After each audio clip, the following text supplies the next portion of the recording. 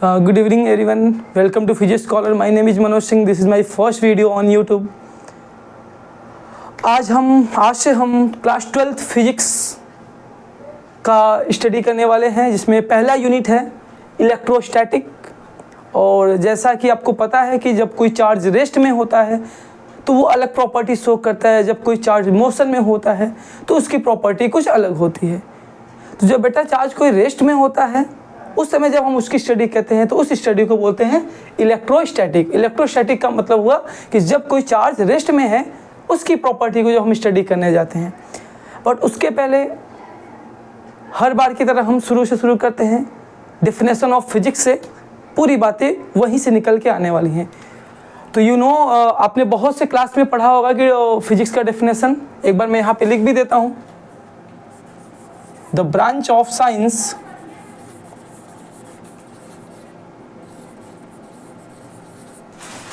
in which we deals with study of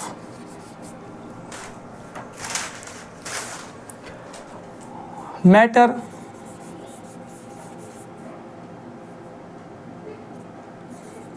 energy, जिसको बेटा हम रेडिएशन भी बोलेंगे, एंड नेचुरल फिनोमेनॉन। बेटा ये फिजिक्स की डेफिनेशन है, इसी डेफिनेशन से ही हम सारा चीज स्टार्ट करने वाले हैं। What is the definition of physics? The branch of science in which we deals with study of the matter, energy और रेडिएशन एंड द नेचुरल फिनोमेनॉन।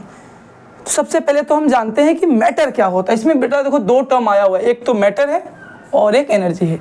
सारी बात हमें यहीं से शुरुआत करनी है। तो मैटर के बारे में तो हमने बहुत बार पढ़ा हुआ है, लोअर क्लास से ही मैटर के बारे में पढ़ते आ रहे हैं। रेडिएशन के बारे में आपने हो सकता हो कि लोअर क्लास में ना पढ़ा हो, बट हम क्लास 12th में इसके बारे में पढ़ेंगे। मैटर क्या होता है? मैटर वही everything which has mass, size और shape and volume, density, momentum। हालांकि बेटा मोमेंटम और एनर्जी रेडिएशन के पास भी होता है, तो ये रेडिएशन की भी प्रॉपर्टी, मोमेंटम, एनर्जी एक्सेट्रा। तो मैटर के बारे में तो हम बहुत पहले से ही जानते हैं। Everything which has mass, shape and size and volume and density, momentum, क्योंकि अगर कोई बड़ा मैटर या कोई पार्टिकल अगर मूव करेगा, कोई भी चीज़ मैटर मूव करेगा तो उसके पास बेटा मोमेंटम भी होगा, काइनेटिक एनर्जी भी होगी। ओके, रेडिएशन बेटा किसको कहते हैं? तो आपने वेव के बारे में पढ़ा होगा। Wave is also a radiation, like is also an electromagnetic radiation. तो रेडिएशन के पास क्या होता है बेटा? Wavelength, frequency, amplitude etcetera, and energy,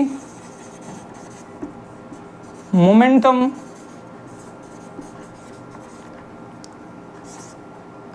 etcetera. तो बेटा ये हो गया आपका मैटर, ये हो गया आपका रेडिएशन। और आपको पता होना चाहिए कि पूरा हमारा यूनिवर्स इन्हीं दो चीज़ों से मिलके बना हुआ है। One is matter, another is radiation. जैसे मेरे हाथ में ये मार्कर है, matter it is also a matter, क्योंकि इसके पास मास है, इसका कुछ वॉल्यूम है, इसकी कुछ डेंसिटी है।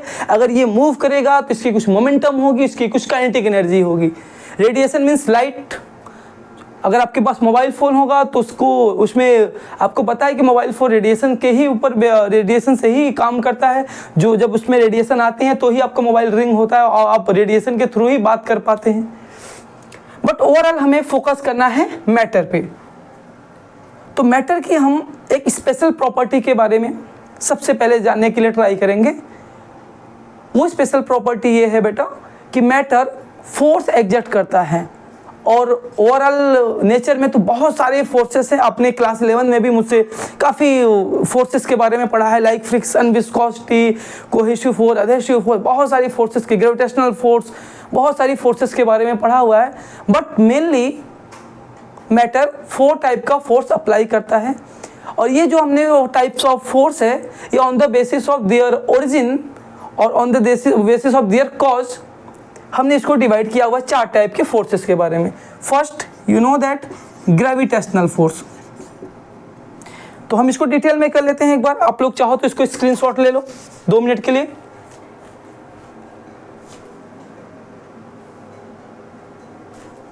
Okay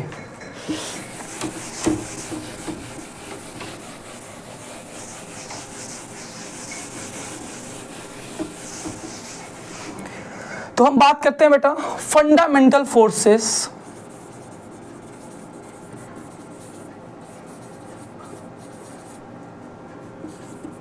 in physics. तो आपको बेटा हो सकता है पहले कभी बताया गया होगा कि ओवरऑल 4 टाइप के फंडामेंटल फोर्सेस होते हैं। One is gravitational force,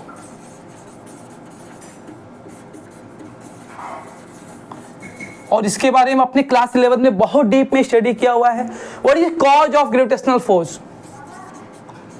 answer is mass. Every particle, everything which has mass act a gravitational force.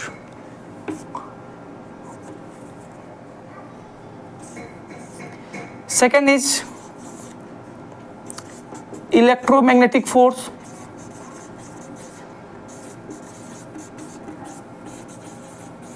इसके बारे में आई थिंक आप क्लास 11th में ही पढ़ने वाले हैं, क्लास 12th में ही पढ़ने वाले हैं। क्लास 11 में तो आपने इलेक्ट्रोमैग्नेटिक फोर्स के बारे में नहीं पढ़ा हुआ है। इसका कॉज होता है बेटा charge. Every particle which has charge act an electromagnetic force. Third बेटा होता है न्यूक्लियर फोर्स, और न्यूक्लियर फोर्स भी 2 टाइप के होते हैं, एक स्ट्रॉन्ग न्यूक्लियर फोर्स और एक वीक न्यूक्लियर फोर्स। तो सबसे पहले हम बात करते हैं weak nuclear force, and last fourth strong nuclear force. तो बेटा ये 4 टाइप के फोर्सेस हैं जो मैटर एक्ट करता है, जो मैटर या कहिए पार्टिकल एक दूसरे पे एक्ट करते हैं। फर्स्ट ग्रेविटेशनल फोर्स जिसका कॉज है मास, सेकेंड इलेक्ट्रोमैग्नेटिक फोर्स जिसका कॉज है चार्ज। बेटा ये तो न्यूक्लियर फोर्स है, एक ये दोनों न्यूक्लियस के अंदर ही लगते हैं, weak nucleus and strong nuclear force, जिसको हम आगे चैप्टर में क्लास 12th में ही स्टडी करने वाले हैं, न्यूक्लियाई चैप्टर में। ओके थोड़ा सा इसके बारे में जान लेते हैं कि बेटा ये दोनों लॉन्ग रेंज फोर्स होते हैं।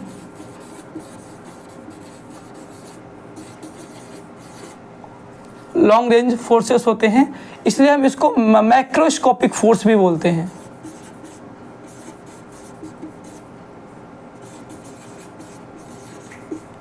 और ये दोनों फोर्सेस शॉर्ट रेंज फोर्स होते हैं,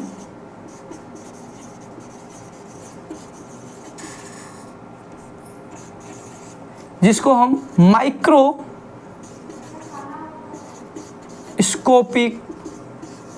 फोर्सेस कहते हैं। ऐसा क्यों कहते हैं? क्योंकि ये जो इलेक्ट्रोस्टैटिक फोर्स है ना, इसका रेंज होता है 10⁻⁻15 और -14 भी आप ले लो, -14 मीटर टू 10⁻18 बेटा बोलते हैं, बस इसको लोग इनफाइनाइट भी बोलते हैं। आप कहीं जगह देखोगे तो आपको इनफाइनाइट भी मिलेगा। इसका ये रेंज होता है। और ग्रेविटेशनल इलेक्ट्रोमैग्नेटिक फोर्स का भी लगभग सेम रेंज ही होता है। बट वीक न्यूक्लियर फोर्स जो होते हैं और स्ट्रॉन्ग न्यूक्लियर फोर्स, दोनों न्यूक्लियर फोर्स ये शॉर्ट रेंज फोर्स होते हैं। इनका जो रेंज होता है बेटा ये सम फेम्टोमीटर में होता है, लाइक 2 to 5 फेम्टोमीटर। फेम्टोमीटर को हम बेटा फर्मी भी बोलते हैं, मीन्स 2 × 10⁻15 मीटर टू 5 × 10⁻15 मीटर। तो ये बहुत ही शॉर्ट रेंज फोर्सेस होते हैं और ये लॉन्ग रेंज फोर्सेस होते हैं। दैट्स वाई इसको मैक्रोस्कोपिक कहते हैं, क्योंकि हम इसको रियल लाइफ में यूज भी करते हैं और ये हमको रियल लाइफ में दिखाई नहीं देता है, इसलिए हम इसको माइक्रोस्कोपिक फोर्सेस कहते हैं। तो ये 4 टाइप के फोर्सेस होते हैं फंडामेंटली। और हमें, क्योंकि हमने क्लास 11 में ग्रेविटेशनल फोर्स पढ़ चुका है जिसका कॉज मास होता है, इसका हमने फॉर्मूला भी किया हुआ था, F = G m1 m2 upon r² unit Newton. This is the gravitational force between 2 point mass having mass m1 and m2 and separated by distance small r. तो अब हमारा शुरुआत यहाँ से होने वाला है इलेक्ट्रोमैग्नेटिक फोर्स के बारे में, जिसका मेन कॉज है चार्ज। ये बेटा चार्ज वर्ड आपके लिए बहुत इंपॉर्टेंट है, क्योंकि क्लास 12th के फर्स्ट बुक में सिर्फ चार्ज के ही बारे में पढ़ना है। जैसा कि हमने बताया कि इलेक्ट्रोस्टैटिक का डेफिनेशन होता है कि study of charge when it is in state of rest. जब कोई चार्ज रेस्ट में होता है उस समय उसकी जो स्टडी होती है उसको इलेक्ट्रोस्टैटिक बोलते हैं। तो सबसे पहले हमें चार्ज के बारे में जानना है, और फर्स्ट बुक में, पूरे के पूरे फर्स्ट बुक में हमें चार्ज की ही प्रॉपर्टी पढ़ना है। तो आपको बहुत ध्यान से इसके बारे में पढ़ना है, व्हाट इज चार्ज, इसकी क्या प्रॉपर्टी होती है, एंड एक्सेट्रा एक्सेट्रा।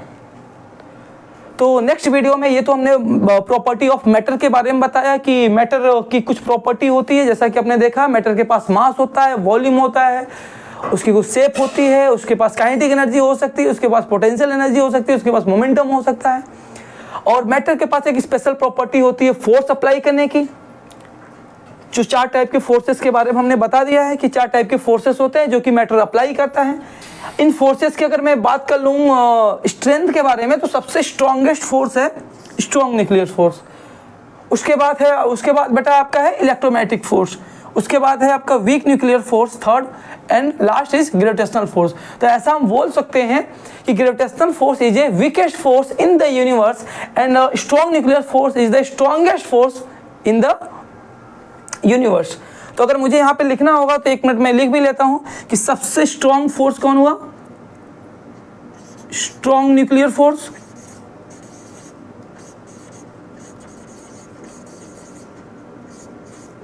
उसके बाद इलेक्ट्रोमैग्नेटिक फोर्स,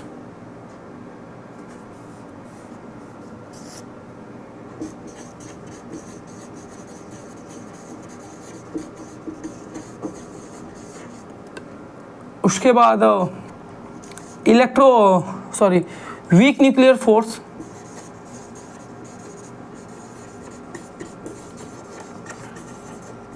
इन सबसे वीकेस्ट फोर्स होता है ग्रेविटेशनल फोर्स।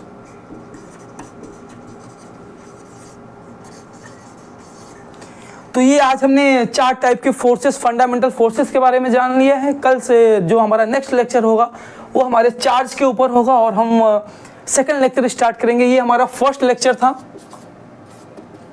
जिसमें हमने बेसिक प्रॉपर्टी ऑफ मैटर के बारे में बात किया।